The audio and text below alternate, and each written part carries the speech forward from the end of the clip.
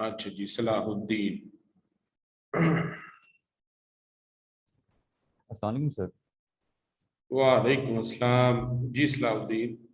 Sir जी, जैसे अब Q1 आ रहा है, थोड़ा सा गाइड कर दें कि किस तरीके से हम लोग जो है ना अपने डिस्ट्रीब्यूटर्स को या ब्रांड्स को इवेलुएट करें और क्या आप वे ऑफ वर्किंग होनी चाहिए नए ब्रांड हंटिंग करने के लिए, अकाउंट ओपनिंग करने के लिए। कोई स्पेसिफिक तरीका नहीं है, जो यूजुअल तरीके होते हैं वही यूज करने। बस ये कि ये बड़ा प्रीमियम टाइम होता है। इसमें यूजुअली ब्रांड सप्लायर्स, कोई किसी भी किस्म का सप्लायर हो, वो हेजिटेंट नहीं होते, इजीली अकाउंट्स दे देते हैं।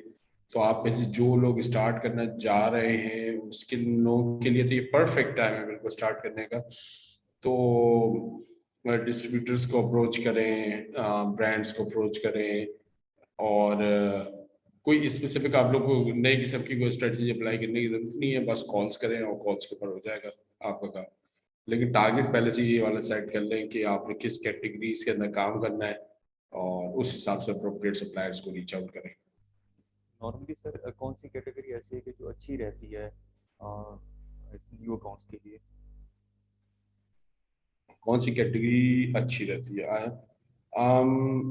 यूजुअली हर वो कैटेगरी जो कि अनगेटेड है, ऑब्वियसली वो तो आसान ही होती है। लेकिन एक एडिशनल है इसमें, ग्रॉसरी की कैटेगरी जो है वो शुरू में नए सेलर्स को काफ़ी सूटेबल लगती है। मुश्किल कैटेगरीज के अंदर ऑटोमोटिव बहुत मुश्किल है नए सेलर्स के लिए। ब्यूटी के अंदर थोड़ी बहुत प्रॉब्लम आती है शुरू में। अनगेटिंग के अंदर मोस्टली प्रॉब्लम आती है। टॉयज एंड गेम्स, क्योंकि Q4 के अंदर यूजुअली अनगेट भी नहीं करता है अमेजोन, तो टॉयज एंड गेम्स को स्टार्ट करके देख ले तो एक अच्छा एक्सपीरियंस हो जाएगा कि Q1 से ही जो है टॉयज एंड गेम्स बेचने का हो। जब Q4 आएगा उस वक्त तक आपको अच्छा खासा एक्सपीरियंस आ चुका होगा। तो ये वो कैटेगरीज है, और मोस्टली यानी जो अनगेटेड है उसको ट्राई करें first. Thank you sir. No problem. अच्छा जी, और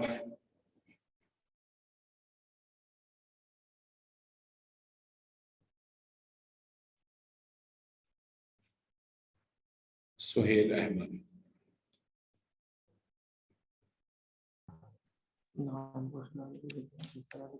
अस्सलाम वालेकुम।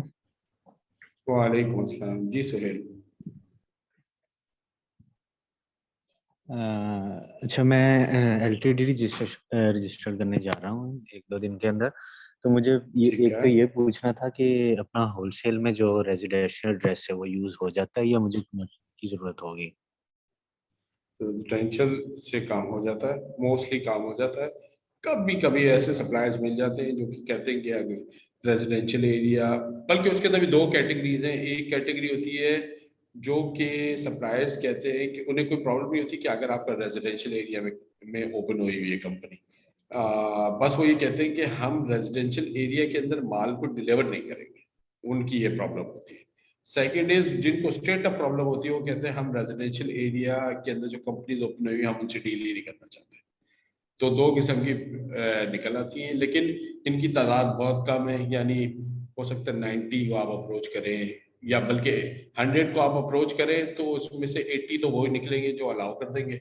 20% के अंदर हो सकता है।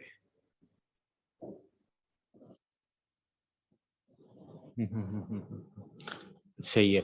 दूसरा मुझे ये पूछना था, जब मैं LTD रजिस्टर करूँ तो उसका LTD का नेम होगा, फिर अमेजोन का जो सेलर अकाउंट है उसका नेम होगा, फिर मुझे डोमेन वगैरह लेनी पड़ेगी। तीनों के नेम सेम होना जरूरी है या अमेजोन का स्टोर नेम और वेबसाइट वगैरह का सेम होना चाहिए? ये नेम के बारे में थोड़ा सा गाइड कर दें। Thank you so much. तीनों का नेम अलग हो सकता है। अमेजोन के अकाउंट का नेम कुछ और हो, आपकी LLC का कुछ और हो, ये होना ज़्यादा बेहतर है।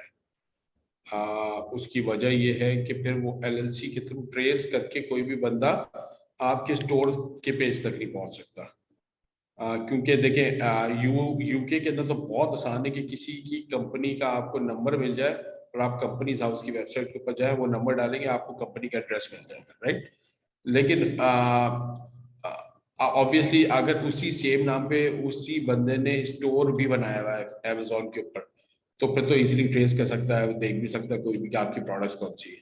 तो अगर नेम चेंज रखेंगे तो कोई आइडेंटिफाई नहीं कर पाएगा। जहां तक बात है वेबसाइट की, वेबसाइट का नाम भी चेंज हो सकता है, पर वेबसाइट के अंदर एक फर्क ये होता है कि आप कहीं ना कहीं मेंशन जरूर करते हैं कि इस वेबसाइट को ये एलएलसी ओन करती है, या आई मीन ये एलएलसी एंटिटी ओन करती है।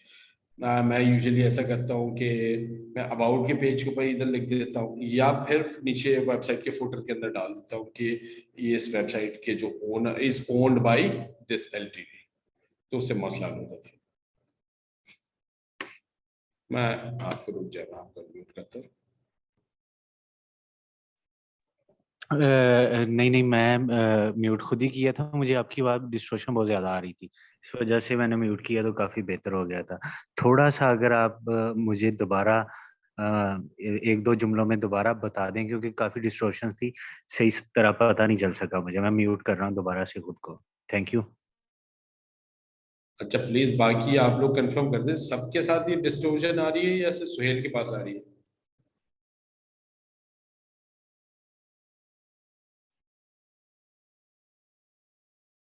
क्लियर है?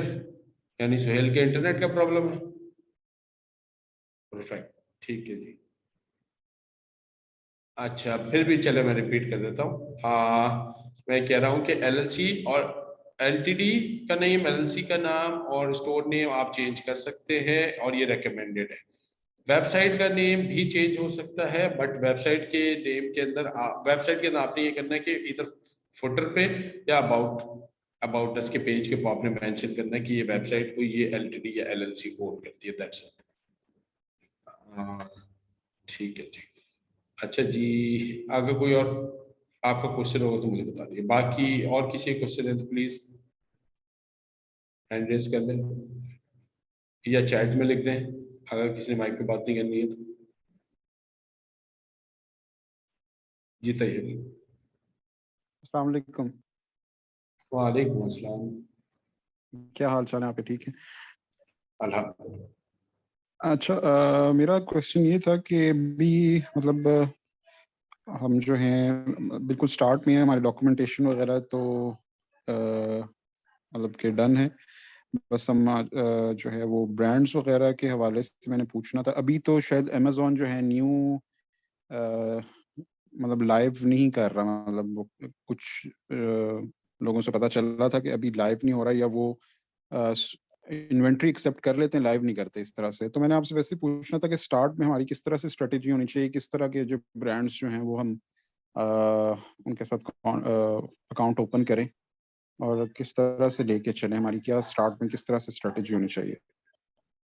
आपके पास सबसे पहले, मुझे इसका आंसर देने से पहले ना मुझे ये समझाएं, आपके आपको क्या लगता है आपके पास कितनी स्ट्रेटजीज हैं अप्रोच करने की? भाई मेरा जो है वो भी एक या दो ब्रांड्स के साथ ही मैं और मेरा पार्टनर है, हमारा अभी तक तो हो सके काफी लेट हो गया हमारा, वैसे एक दो ही बीच में प्रॉब्लम्स आए थे। दो ब्रांड्स हैं फिलहाल हमारे पास, ठीक है। और सही है। जी, तो हम उन्हीं के साथ अभी लाइव हो जाएं, या आप कहते हैं कि हम मतलब कि कुछ और ब्रांड्स भी अपने साथ मिला लें, मतलब चार पांच ब्रांड्स के साथ हम लाइव जाएं, किस तरह से हमें करना चाहिए? अच्छा अच्छा, जी ऐसी कोई स्ट्रेटजी है नहीं कि इतने सप्लायर्स के साथ लाइव जाना चाहिए, ऐसा बिल्कुल नहीं है। अगर ठीक। एक आपके पास अकाउंट ओपन हुआ है और आपके बजट के अंदर जितना भी आप लोग कंज्यूम करना चाहते हैं, लेट्स से आपके पास $5,000 है, उससे आप कर रहे हैं, तो अगर जी $5,000 से आप एक ही सप्लायर के ऊपर खर्च करने के आपको चांस मिल रहा है, यानी आपको ऐसे प्रोडक्ट्स मिल रही हैं जिसके अंदर चांस भी मौजूद है, आपको सेल्स भी मिल जाएंगी, बाय बॉक्स भी मिल जाएगा आई मीन, और या उसी सप्लायर से मल्टीपल प्रोडक्ट्स निकल आएंगे आपके लिए, तो फिर तो कोई मसला नहीं है, फिर तो एक सप्लायर भी आपके लिए इनफ हो जाएगा। लेकिन अगर आपको लगता है कि नहीं वो एक सप्लायर के साथ भी इनफ नहीं है, मेरा बजट पूरा कंज्यूम नहीं हो रहा, तो फिर मजबूरी हो जाएगी ऑब्वियसली दो ज़्यादा सप्लायर के साथ जाना। तो इसका मतलब ये हुआ कि हमारे पास कोई इसकी सेट लिमिट नहीं है कि पहले से हमें इतने सप्लाई होने चाहिए, बजट जिसके साथ कंज्यूम हो जाए हम उसके साथ काम करेंगे। और ऑब्वियसली सप्लायर्स होते हैं ना, वो आपको कभी भी जो आप फर्स्ट सेकंड बाय इन करते हो ना, तो आपको उस वक्त अंदाजा भी नहीं हो पाता ये कितना अच्छा लेजिट सप्लायर है। वो तो कुछ तो बहुत ही गंदे सप्लायर्स होंगे ना, वो तो आपको पहली दफा में ही पता चल जाएगा कि नहीं भाई मैंने आप दोबारा काम नहीं करना। लेकिन यूजुअली सप्लायर से 2 से 3 दफा आपको बाई करना पड़ता है, फिर समझ में आता है हाँ ये सप्लायर ऐसा है कि मुसलसल इससे काम किया जाए। ठीक है, चलो ठीक है, जी थैंक यू। ठीक है, नो प्रॉब्लम। सर क्या रिटेल की वेबसाइट, बाकी अपने हैंड रेज कर लें अगर कोई क्वेश्चन है तो। सर क्या रिटेल की वेबसाइट होना जरूरी है फॉर द होलसेल यूएसए?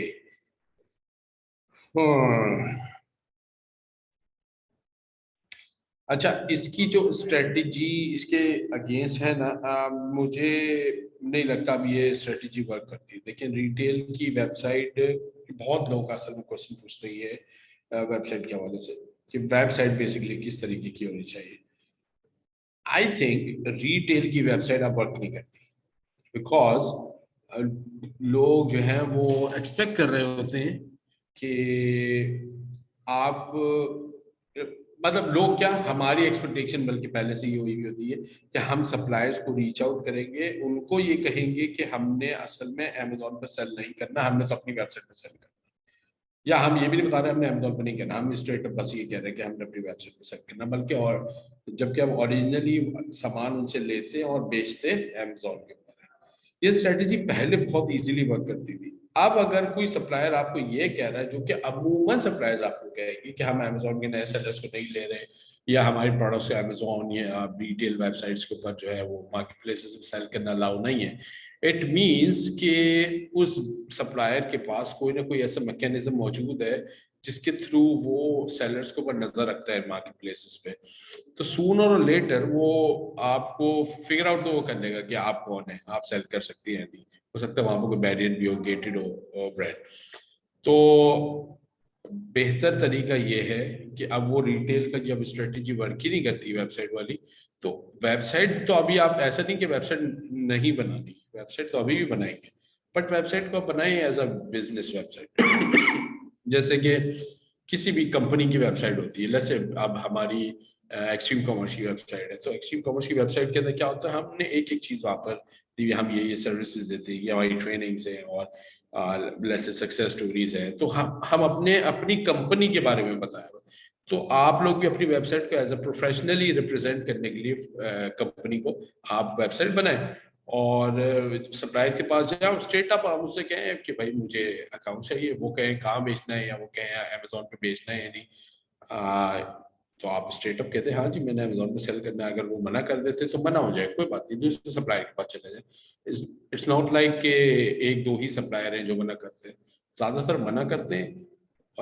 कुछ ही लोग हैं जो अलाउ करते हैं, जो अलाउ करते हैं उनके साथ काम करें, लॉन्ग टर्म में आप लोगों को फायदा होगा। अच्छा, how can we check availability of Amazon store name? ये जब आप स्टोर नेम के ऊपर जाते हैं ना, जब सेट कर रहे होते हैं, तो यानी अकाउंट क्रिएशन के वक्त ना, तो उस वक्त जब आप जो भी आप नेम डालेंगे तो वो उसी वक्त बता देंगे ये अवेलेबल है या नहीं। तो उसका तरीकाकार ये होता है कि आप पहले से ही काफ़ी सारे नाम ना सेट सोच के रख लें। जैसे अगर आपको लगता है ना ये बड़ा कॉमन सा कोई आप नाम चूज कर रहे हैं कि हर जबान ज़द आम वाला नाम है इस टाइप का, तो फिर तो आपको 9, 10, 12 आपको नेम सोच के रखने पड़ेंगे, क्योंकि मोस्ट प्रॉब्ली जब आपके जहन में आए तो और लोगों के जहन में भी आ सकता है। लेकिन अगर ऐसा है कि कोई बड़ा यूनिक नेम है तो फिर तो थोड़ी थोड़ी ही उसमें हो जाएगा, आई थिंक 3 या 4 ट्राइज में most probably. Sir should be focus on US based brand suppliers, is it, does it have enough opportunities? जी जी बिल्कुल, अपॉर्चुनिटीज अभी भी हैं, बहुत हैं। देखें, बहुत सारे लोगों को ये लगता है कि मार्केट सैचुरेटेड है, मार्केट सैचुरेटेड है। मार्केट सैचुरेटेड नहीं है। थिंग इज, देखिए लोग जाते हैं, ट्राई करते हैं, वही सेम सप्लायर को रीच आउट करते हैं, उनका काम चलता नहीं है, वो फेल होकर वापसी आ जाते हैं, वो कहते हैं कि भाई होलसेल अमेजोन जो है ना वो बहुत बुरी है। तो इसमें कंसिस्टेंसी मैटर करती है, और जो सप्लायर मिले काम शुरू करें, जो सप्लायर मिले काम शुरू करें। बेसिकली इस चीज को अंडरस्टैंड कर लें कि अब होलसेल ना आपकी मर्जी से नहीं होगा। यानी पहले हम ये सोचते थे कि हम वो उस प्रोडक्ट पे काम करेंगे जिसके अंदर 10% मार्जिन होता है, अब इस तरीके से वर्क नहीं करते। अगर मार्जिन हो या ना हो, अगर मैं ब्रेक इवन पे भी होऊंगा तो मैं सेल करूंगा, just to build that relationship with the supplier. Because once मेरा एक रिलेशनशिप बिल्ड हो जाता है, फिर मैं बेटर पोजीशन में होऊंगा डिस्काउंट्स लेने की। ऑब्वियसली मेरे मार्जिन जितने भी आ रहे हैं वो डिस्काउंट से आ रहे हैं। तो एक लॉन्ग टर्म आप जो है वो इन्वेस्टमेंट कर रहे हैं, लॉन्ग टर्म गेम खेल रहे हैं। इट्स नॉट जस्ट के फौरी पैसे आपने निकालना है, फौरी पैसे वाली अब कहानी नहीं है, आप लॉन्ग टर्म प्रॉपर बिजनेस लेके चलना है। अच्छा जी, तो खैर व्हाट आई मेंट के अपॉर्चुनिटीज बहुत हैं, सबके लिए हैं। यूएस की मार्केट छोटी नहीं है, बहुत बड़ी मार्केट प्लेस है। और जो ब्रांड्स हैं, हर गुजरते वक्त के साथ साथ नए नए ब्रांड्स आते जा रहे हैं। तो ये कभी इनकी सप्लाई खत्म नहीं होगी, आपको सबके लिए इसके अंदर अपॉर्चुनिटी है। Sir, I am trying in US since 3 months, but hardly able to find sourcing of 3 to 5 products. Look, Q4 के अंदर तो ये प्रॉब्लम आती है। आई एम श्योर अगर आप उन्हीं सप्लायर्स को Q1 में ट्राई करके देखो, बल्कि Q1 में भी मैं आई वुड रिकमेंड के 10 जनवरी के बाद कोशिश करो सप्लायर्स को रीच आउट करने की। सप्लायर्स यूजुअली 5 तारीख तक छुट्टियां करते हैं, 5 के बाद से 6 जनवरी से वो लोग आ जाते हैं, बट देयर आर सम जो कि तकरीबन 15 तारीख तक छुट्टियां करते हैं, फिर वो 16 तक आते हैं। तो 11 तारीख से कॉल्स करना शुरू कर दो, और कॉल पे बात करो, ईमेल से नहीं। ये एक्सपेक्ट नहीं करना कि ईमेल से तुम लोगों को रिप्लाई आएगा, कॉल्स करो, कॉल से ही रिप्लाई होता है। और Q1 के अंदर अकाउंट बहुत इजीली ओपन होते हैं, तो ट्राई करके देखना। अच्छा, what strategies is best to search distributors and wholesalers? Distributors again is वही गूगल से ही सब लोग मालूम करते हैं, हम भी उसी से ही मालूम करते हैं। और जो ऐसा नहीं कि कोई डिस्ट्रीब्यूटर अच्छा बुरा इसलिए आज से होता है, बस ये सारा पैसों का खेल है। आप जाके $200-300 या लेट्स से $500-600 की इन्वेंट्री अगर बाई कर रही हो, तो ऑब्वियसली वो सप्लायर आपको उतना सीरियस नहीं लेगा। लेकिन उसी सप्लायर के पास जाओ, कहो जी मैं अभी आपसे पहली इन्वेंट्री जो है ना वो $10,000 की उठा रहा हूँ, तो वो फिर आपको बहुत सीरियस लेना शुरू कर देगा उसी वक्त से ही। सारा पैसों का हिसाब किताब है इसके अंदर। ऐसी प्रोडक्ट्स को आइडेंटिफाई करें एक ही सप्लायर के पास से जिनका अमेजोन के ऊपर BSR अच्छा है, और भले से आप उसके अंदर ब्रेक इवन में क्यों ना जा रहे हो, प्रोडक्ट को सेल करने, कड़वा घूट पी ले, लॉन्ग टर्म गेम खेले, शॉर्ट टर्म्स के अंदर अब काम नहीं होता है। अच्छा जी, thank you got it. Sir LinkedIn से भी फाइंड हो जाते हैं? जी जी बिल्कुल, लिंक्डइन से फाइंड आउट हो जाते हैं। मैं आप लोगों को रेकमेंड करूंगा, आप लोग मुझे होपफुली शायद नए बैच के भी स्टूडेंट्स हैं, आप लोग को चाहिए कि डिप्लोमा ट्रैक के अंदर एडमिशन लें। मतलब आई थिंक आप लोग फ्री भी है नए स्टूडेंट्स के लिए। ऑन साइट अगर आप लोग ले सकते हो या ऑनलाइन, जो which makes more sense to you, तो अप्लाई करके जरूर देखो। ये सारे टॉपिक्स हम बड़े डिटेल्स में उसके अंदर कवर कर रहे हैं डिप्लोमा ट्रैक के अंदर। अच्छा जी हाँ बिल्कुल, लिंक्डइन से फाइंड आउट हो जाते हैं। अच्छा थैंक यू ज़करिया, मैं 1 मिनट अभी आपको अनम्यूट करता हूँ।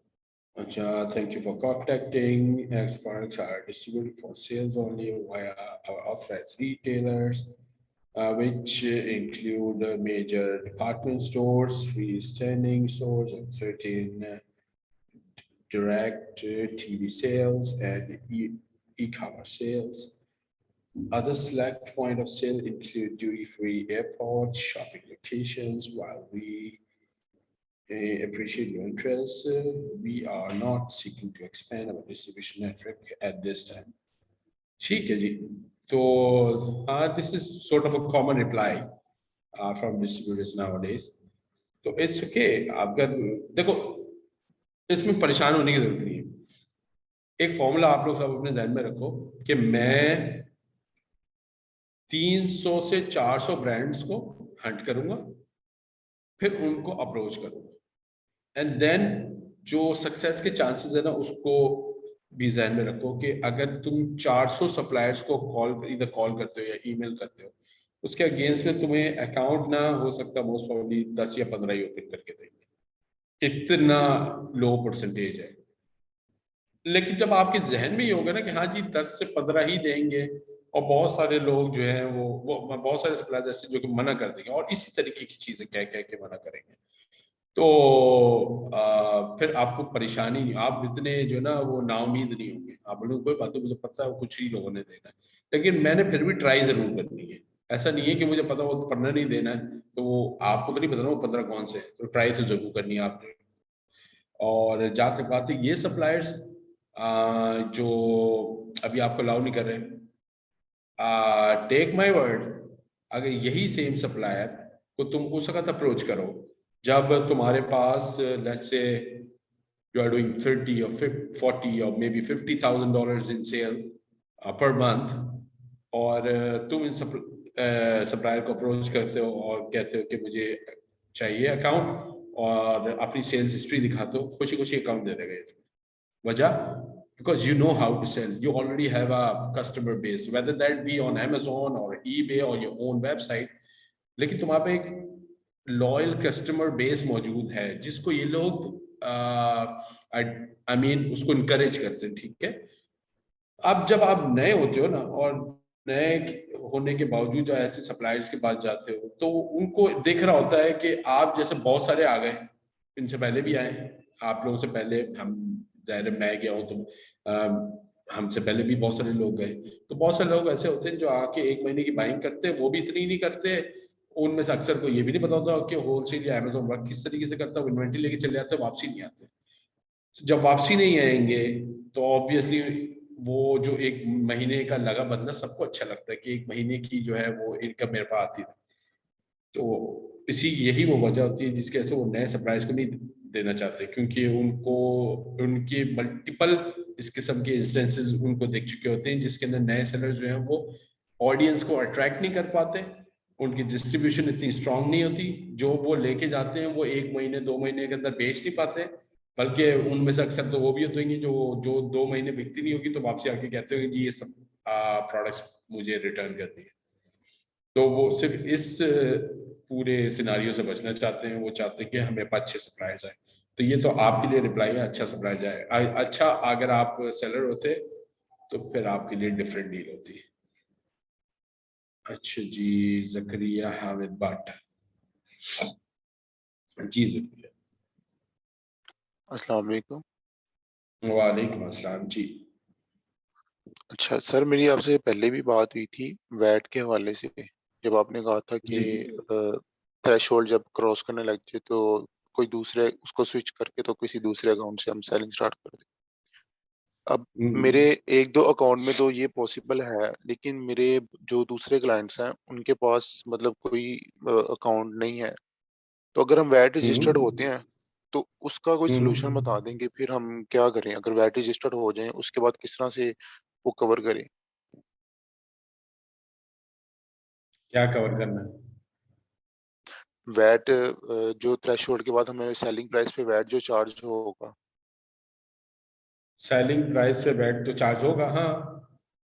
जी, और उस फिर प्रॉफिट जो हमारा प्रोडक्ट्स पे, जिस तरह अगर किसी पे 30% है तो वो नीचे आ जाएगा। तो कुछ-कुछ प्रोडक्ट्स पे तो मतलब है ही 25 या 20%, तो फिर उनका तो वो मतलब थोड़ा हमें लॉस में चले जाएंगी।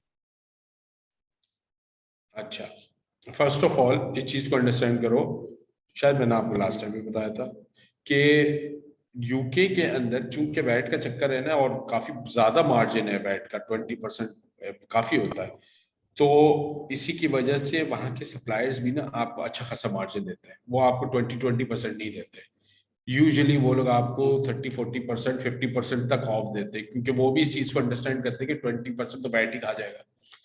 दूसरी बात ये, जी, जी, अगर अभी आपके पास ऐसा कोई सप्लायर नहीं है तो अपने सप्लायर से आप बात करेंगे और उसको कन्विंस करेंगे। मैंने खुद सप्लायर से बात करके डील्स को चेंज किया है यूके के अंदर, और सप्लायर्स इस चीज जी, को जी, अंडरस्टैंड करते हैं ऑफ कोर्स, क्योंकि वो खुद उस वैट के सिस्टम के अंदर है। अच्छा, अब जी। जहां तक बात है मार्जिन की, जब आपको पीछे से 50 मिल रहा होगा और उसके अंदर से 20 आप दे रहे होंगे, लेकिन उस 20 के अंदर से भी आपके जो आपने भरा था वो वापसी आ जाएगा, तो फिर तो इतना बड़ा नुकसान नहीं होगा।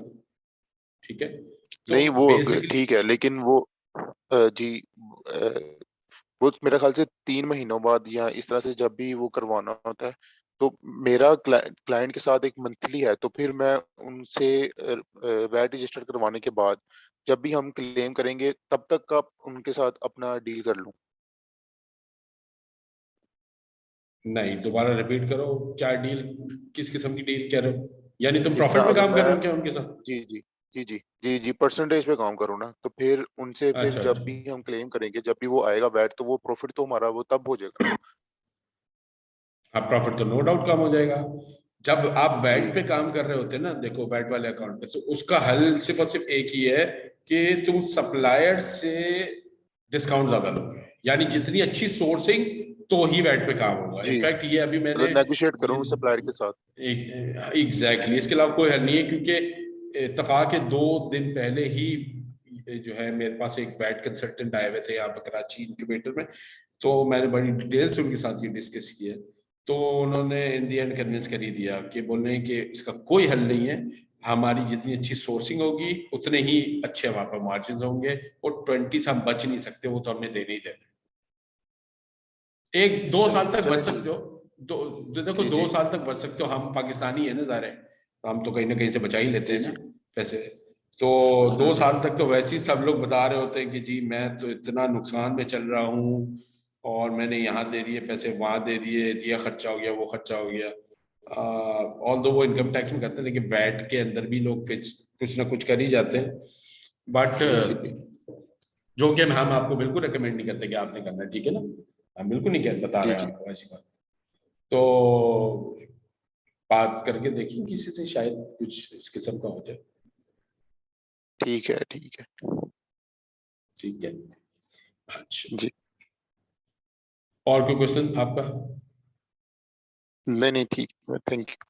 चलो चलो चलो, नो प्रॉब्लम। अच्छा जी, ये जक्रिया थे, thank you ma'am, please comment, ये हो गया।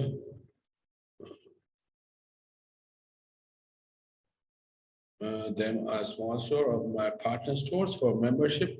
अगर आपके पार्टनर का स्टोर वहां पर फिजिकल मौजूद है तो बिल्कुल जरूर दें, जरूर दें। इससे बहुत फर्क पड़ता है। ब्रिक एंड मोटर उनको इसलिए चाहिए, देखो हर चीज के पीछे ना लॉजिक है। वो ब्रिक एंड मोटर आपसे इसलिए नहीं मांग रहे आपको तंग करने के लिए, उनके पास एक्सपीरियंसेस इस किस्म के हो चुके हैं पहले, कि बाहर का सेलर आता है, उसे यूएस के लॉस का कुछ पता नहीं होता, और कभी कोई कुछ कर जाता है, कभी कुछ कर जाता है, वो लायबिलिटीज इनके ऊपर, ये सप्लायर्स के ऊपर पड़ती हैं। तो उससे बचने का तरीका ये है कि ब्रेक इन मोटर का मतलब ये होगा कि वो बंदा most probably, I mean 90% of the times वो बंदा जो है ना, वो यूएस के अंदर मौजूद है और यूएस के लॉज को समझता है, तो उसके लिए फिर सारी चीजों को अंडरस्टैंड करना आसान होगा। सिर्फ यही वजह है। ये तो ब्रिक एंड मोर्टर दे कि आप सारी प्रोडक्ट उठा के फिर वेबसाइट के बेसिस पे इन्वेंट्री उठा के अमेजोन पे बेचना अब तरीका नहीं चल रहा है, लेकिन ब्रिक एंड मोर्टर की बेसिस के ऊपर सामान उठा के अमेजोन पे बेचना चल रहा है। सप्लायर खुद कहते हैं अगर तुम आप ब्रिक एंड मोर्टर है तुम अमेजोन पे बेच लो, हमें कोई प्रॉब्लम नहीं है। तो इस किस्म की डील मिलती है तो ले लो, कोई मसला नहीं।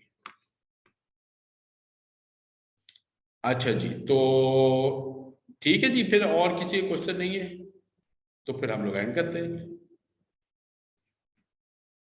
अगर है किसी का क्वेश्चन तो हैंड रेज कर ले।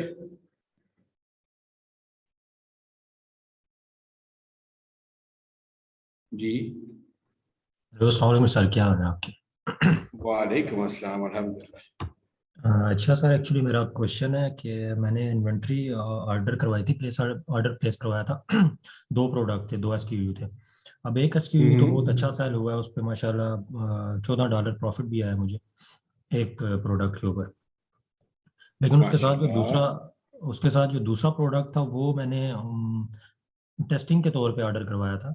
अब उसका ये है ना कि उसके जो बाय बॉक्स है वो 3 बंदों में डिवाइड हो रहा है सिर्फ, और उनके रेटिंग रिव्यूज भी हाई हैं।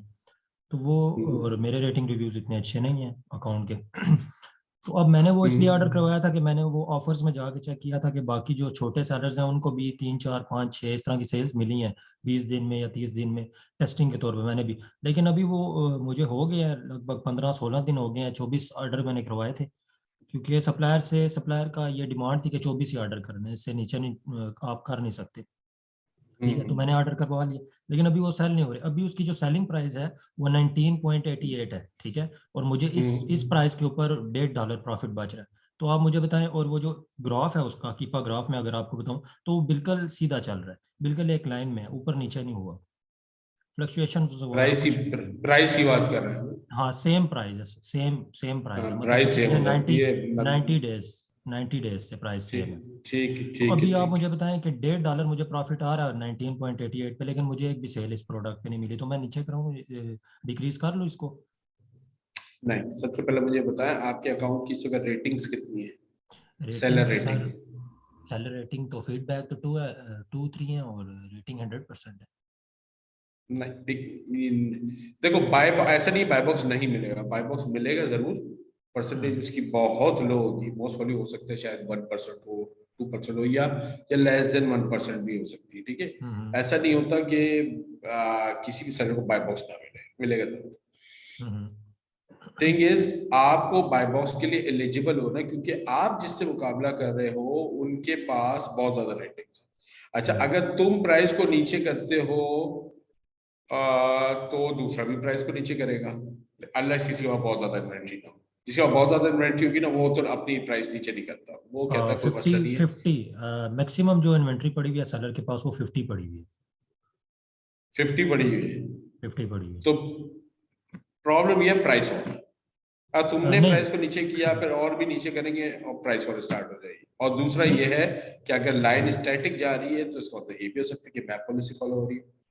हाँ मे भी, क्योंकि मैंने लास्ट टाइम 1 सेंट सिर्फ नीचे किया था, और मुझे बाय बॉक्स में तो वैसे ही मुझे नहीं मिल रहा था, वो बाय बॉक्स तो 3 पर्सन्स में डिवाइड हो रहा है, 3 अकाउंट में डिवाइड हो रहा है। तो मुझे ऑफर्स में से भी वो मैंने जब जाके चेक किया दोबारा से अगले दिन, मतलब कि 1 सेंट मैंने नीचे किया, 19.87 किया, अगले दिन जब मैंने जाके दोबारा ऑफर्स में जाके चेक किया अपना नाम, तो वहाँ पे मेरा नाम नहीं आ रहा था। लेकिन बाय बॉक्स के जो राइट साइड पे जो बाय बॉक्स है उसके नीचे आ रहा था कि ये ऑफर इस बंदे ने लगाई हुई है, मतलब कि ये थोड़ा सा नीचे बेच रहा है, फिर भी मुझे कोई सेल नहीं मिली उसमें। नहीं नहीं, मुझे जरा प्रोडक्ट की प्राइस बताओ, सिर्फ प्रोडक्ट की प्राइस बताना और कुछ नहीं। प्रोडक्ट की सर प्राइस मेरी है आई थिंक सो एक सेकंड में शीट में देख के आपको बता देता नहीं नहीं, एक अंदाजा बता दो बस। हूँ। जी जी, मैं ये सर बिल्कुल 11.15 सर कॉस्ट प्राइस है। अच्छा 11.15, 15, ठीक है। जी। अगर 11.15 में से मैं 1% को माइनस कर देता हूँ,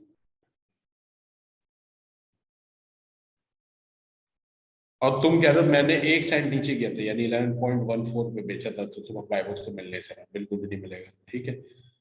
होगा क्या कि ये तुम अपनी करंट सेलिंग, हाँ क्या कह रहे हो? ये आपने कॉस्ट प्राइस पूछी है मुझसे या सेलिंग प्राइस पूछी थी? नहीं, सेलिंग प्राइस पूछा। सेलिंग प्राइस तो सर 19.88 है, हाँ, ये कॉस्ट प्राइस सेलिंग बताई प्राइस मैंने है, आपको। ठीक है, 19.88। 88। अच्छा, 19.88 के अंदर से तुम कह रहे हो 1 सेंट कम किया, तो 19.87 हो गया यानी, जी 87 हो गया। है ना। तो जी जी। इसके ऊपर तो तुम्हें बाय बॉक्स में मिलेगा, ये तो ट्रू है, ठीक। तुम्हें असल में जो इसकी कीमत लेस से अगर तुमने गिरानी भी है, तुम्हें इसके अंदर से 1% कम करना पड़ेगा। 1% करने के बाद ये बन जाएगा 19.68। 19.68 करोगे, अगर 1% से भी तुम्हें बाय बॉक्स नहीं मिलता, फिर 2% को तक कम कर लोगे, फिर देखोगे कि बाय बॉक्स मिल रहा है या नहीं। But again problem is price war या फिर मैप पॉलिसी। क्या तुमने ब्रांड से लिया या डिस्ट्रीब्यूटर से लिया? डिस्ट्रीब्यूटर से लिया सर, मैन्युफैक्चरर है, बल्कि मैन्युफैक्चरर से। मैन्युफैक्चरर है वो। तो फिर हिस्ट्री में जाके देखो, क्या एक बहुत लंबे अरसे से, अच्छा 90 डेज का तुमने बता दिया कि प्राइस सेम है, क्या उससे 90 पहले भी डेज प्राइस सेम है? उससे पहले भी प्राइस यही सेम चल रही है, कभी ऊपर नीचे हुई है? बस 1 सेकंड सर मुझे दे, मैं ये चेक कर, काफी दिनों से मैंने इसको ओपन भी नहीं किया है। हिम्मत हार गए हो क्या? नहीं नहीं सर, हिम्मत नहीं, ऊपर थी इसकी प्राइस थी 23.75 पे थी सर इसकी प्राइस, और ग्रेजुअली फिर थोड़ी थोड़ी करके नीचे आई है, और अभी स्टिल जो है 19.88 पे। तो फिर शायद मोस्ट प्रॉब्ली मैप पॉलिसी पहले नहीं थी, शायद अब आ गई है, या अभी भी मोस्ट प्रॉब्ली हो सकता है मैप पॉलिसी ना हो।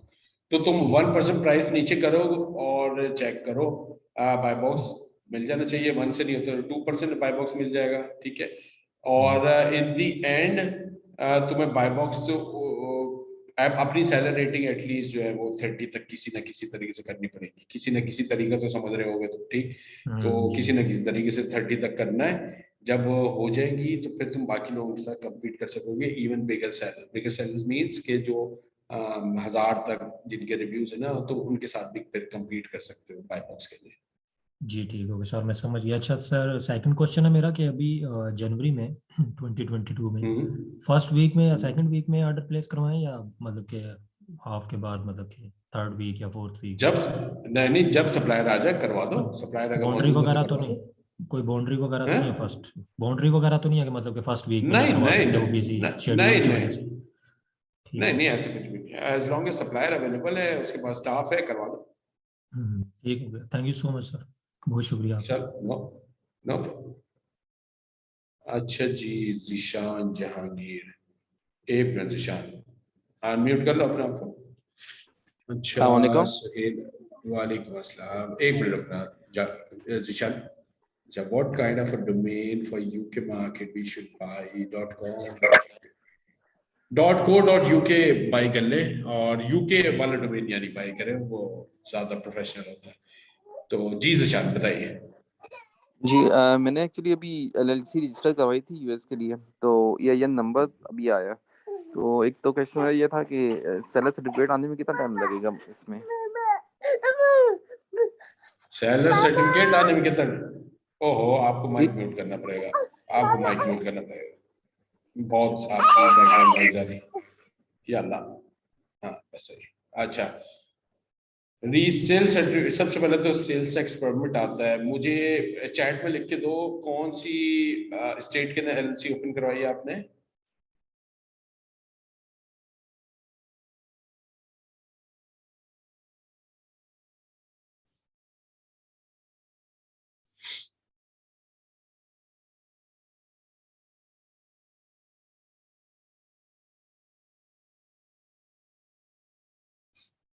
क्या चैट में नहीं लिख सकते हो? जी टेक्सास में करवाइए। टेक्सास में करना, अच्छा तो टेक्सास के अंदर तो एक जो डिले आ रहा है, वो डिले आ रहा है, एक तो कोविड का डिले है, दूसरा अभी क्रिसमस के अंदर जो है ये भी डिलेज आ जाते हैं। तो यूजुअली एक हफ्ते के अंदर सेल्स टैक्स परमिट, हफ्ते से 10 दिनों के अंदर अंदर सेल्स टैक्स परमिट का काम कंप्लीट हो जाता है, और वो मेल भी हो जाता है। और जहाँ तक बात है रीसेल सर्टिफिकेट की, वो तो फॉर्म आई मीन 23 शायद उसका कहते हैं, शायद फॉर्म 22 या फॉर्म 23 कुछ इस तरीके से होता है। तो रीसेल सर्टिफिकेट तो टेक्सास की वेबसाइट पे रखा हुआ है, वो तो फ्री में डाउनलोड कर सकते हो। और जो सेल्स टैक्स परमिट के अंदर तुम्हारा आईडी जो नंबर लिखा होता है, टैक्स नंबर स्टेट का, वो तुमने उसके अंदर डालना होता है।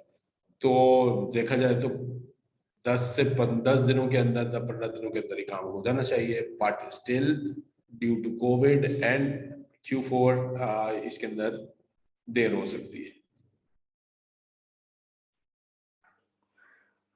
Okay fine. और नए अकाउंट के लिए आप क्या कुछ सजेस्ट करेंगे? नए अकाउंट कैसे स्टार्ट किया जाए, मतलब हेल्थ वाइज और अकाउंट की वो कैसे स्टार्ट किया जाए? कुछ एनी सजेशन?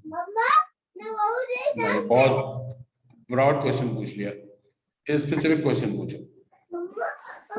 मींस कैसे हम स्टार्ट करने के ब्रांड्स जो हैं, हम एक ही इन्वेंट्री बड़ी ऑर्डर करें $1000 के अंदर या $5000 के अंदर, या कोई मतलब स्टार्ट कैसे लिया जाए, बजट वाइज कैसे स्टार्ट लिया जाए? कितना बजट है आपके पास? 8000 तक। अच्छा, 8000 तक है। पहली इन्वेंट्री जब कोई भी बाई करने के लिए जाता है ना, तो जब भी कोई पहली इन्वेंट्री बाई करने के लिए जाता है ना, तो कभी भी इन मोस्ट केसेस बल्कि आप जो ना $1000 तक की इन्वेंट्री भी बाई नहीं कर पाते हो पहली दफा में, क्योंकि बड़ी लिमिटेड प्रोडक्ट्स निकलती है। पहली आप बहुत सारे सप्लायर्स को आपने अप्रोच किया होता है, बड़ी मुश्किलों से एक सप्लायर निकलता है, उसे एक सप्लायर से भी जब आप इन्वेंट्री ऑर्डर करने आते हो तो उसमें भी मुश्किल से 1 या 2 प्रोडक्ट्स निकल के आती हैं। तो जब उसकी इन्वेंट्री ऑर्डर प्लेस करने के लिए जाओगे, फिर पता चलता है कि यार इसके तो उतना बाई बॉक्स रोटेट होकर मुझे मिलेगा नहीं, तो इन्वेंट्री कम ऑर्डर करनी पड़ेगी, तो 1000 से कम की बाई होगी। आइडियली जितनी भी इन्वेंट्री बाई कर सकते हो कर लो, एज लॉन्ग एज तुम्हें पता हो या आइडिया हो कि यार इतनी इन्वेंट्री मैं 2 महीने तक, 1-1.5 महीने 2 महीने में मैं निकाल लूंगा, तो फिर कोई मसला नहीं है। जहाँ तक बात है बजट, सही है बजट, हालांकि 10,000 होना चाहिए, लेकिन 8,000 से स्टार्ट करना भी इज नॉट बैड, स्टार्ट तो कर सकते हो। इसके अलावा अगर जैसे तुम्हारे पास 10,000 हैं तो तुम्हारे पास, तुम्हें सप्लायर्स को फिर इस तरीके से लेके चलना हो। 2 तरीके से हम सप्लायर्स को लेके चलते हैं। अगर तुम्हारे जो बजट है ना, इस हिसाब से हम लोग लिमिटेड सप्लायर्स को रीच आउट करते हैं, यानी हर वो सप्लायर जिसके साथ तुम्हारा अकाउंट ओपन हो जाए और अमेजोन पे सेल करना अलाउ कर रहा है, तो तुम उसके साथ काम करोगे। और उसके पीछे साइंस ये होगी कि फिर मैं ये नहीं देख रहा हूँगा कि मेरे लिए ये प्रॉफिटेबल है प्रोडक्ट्स या नहीं। ठीक, मेरा मकसद ये होगा कि मेरे पास $10,000 है, मैं बल्क में वॉल्यूम में खरीद के इससे डिस्काउंट ले लूंगा। तो अगर पहला ऑर्डर ही मुझे $5,000-6,000 का प्लेस करना पड़ता है, as long as that product has good BSR और उसका बाय बॉक्स नए सेलर्स में रोटेट हो रहा है, और तो अगर मुझे $6,000-7,000 भी स्पेंड करने पड़ते एक इवेंट में, मैं कर दूंगा, कोई मसला नहीं, या एक सप्लायर को बढ़िया नहीं। जब किसी का बजट कम होता है तो उसका तरीका डिफरेंट हो जाएगा, वो फिर उसकी, चूंकि वो हाथ तंग है तो मजबूरी है, किसी के साथ वॉल्यूम में बाई तो कर नहीं सकता, तो वो क्या करेगा, वो उस वक्त तक सप्लायर्स को ढूंढता रहता है जब तक वो उसके पास कोई प्रॉफिटेबल प्रोडक्ट्स निकल के नहीं आ जाती। तो ज्यादा पैसे वालों के पास बैरियर सिर्फ एक ही है कि उससे अमेजोन पे सेल करना अलाउ कर दे। सप्लायर से तो वो डिस्काउंट ले लेगा ज्यादा पैसे देके, लेकिन जिसके पास बजट कम है उसकी मजबूरी है कि उससे अमेजोन पे सेल करना भी अलाउ होना चाहिए, और उसके पास और जो सप्लायर उसके पास से प्रोडक्ट्स भी प्रॉफिटेबल चाहिए। तो ये 2 स्ट्रेटजीज होती है, अपने अपने आप लोग बजट के हिसाब से इसको सेट करते हैं। और कोई क्वेश्चन है मुझे तो पता है। ठीक है, thank you so much. No problem. अच्छा जी, EIN and ITIN both are different, right? And we need both for wholesale business? No. Yes, they are both different. ITIN is actually there are 3 things. One is SSN, other is EIN, and third is ITIN. SSN, most probably आप सबको पता, SSN is CNIC. SSN वहां पे SSN कहते हैं, पाकिस्तान में हमारा कौमी शनाख्ती कार्ड CNIC हो गया। लेकिन हमारे यहाँ एक फर्क इतना है, हम जब अपने आप को टैक्स फाइलर बनाते हैं, यानी जब हमें NTN नंबर मिलता है, ऑल्दो मिलता तो CNIC की बेसिस के ऊपर ही है, लेकिन ITIN नंबर डिफरेंट होता है और CNIC का नंबर डिफरेंट होता है। ऑल्दो उसके अंदर नंबर्स कुछ मैच कर रहे होंगे, बट होंगे दोनों चीजें डिफरेंट। यूएस के अंदर SSN और उनका शनाख्ती SSN के अंदर उनका शनाख्ती कार्ड नंबर और उनका टैक्स नंबर दोनों सेम होते हैं इंडिविजुअल का। ठीक, अच्छा, ये तो इंडिविजुअल, यानी इंडिविजुअल का टैक्स नंबर जो हो गया। जो यूएस का सिटीजन है उसके लिए SSN, कंपनी का टैक्स नंबर जो होता है वो EIN होता है, और वो लोग जो कि यूएस के रेजिडेंट नहीं है, यूएस से बाहर है, लेकिन अपना बिजनेस यूएस के अंदर कंडक्ट करते हैं, जैसे हम लोग खोल के नहीं हो सकते इस तरीके, क्योंकि अगर हम LLC ओपन कर रहे हैं यूएस के अंदर तो EIN मिलेगा हमें। लेट्स से हम इंडिविजुअल अकाउंट ओपन करें पाकिस्तान से, जो कि आप पाकिस्तान से यूएस के अंदर अलाउ हो गया, तो अमेजोन का इंडिविजुअल अकाउंट ओपन करके उसके ऊपर लेट्स से हम प्राइवेट लेबल करना शुरू कर देते हैं। तो अब जब हमें उसके अगेंस्ट में अगर LLC नहीं है और हम इंडिविजुअल पे सेल कर रहे हैं, तो जब हमने टैक्स फाइल करना होगा तो उसके लिए हमें ITIN रिक्वायर्ड होगा। तो वो आईटी यानी सिर्फ बाहर मुल्क के लोगों को अप्लाई करना होता है, यानी पाकिस्तानीज होंगे तो हम अप्लाई कर सकते हैं। ठीक है, अच्छा जी, तो आई थिंक अब और क्वेश्चंस नहीं है। ठीक है, चलो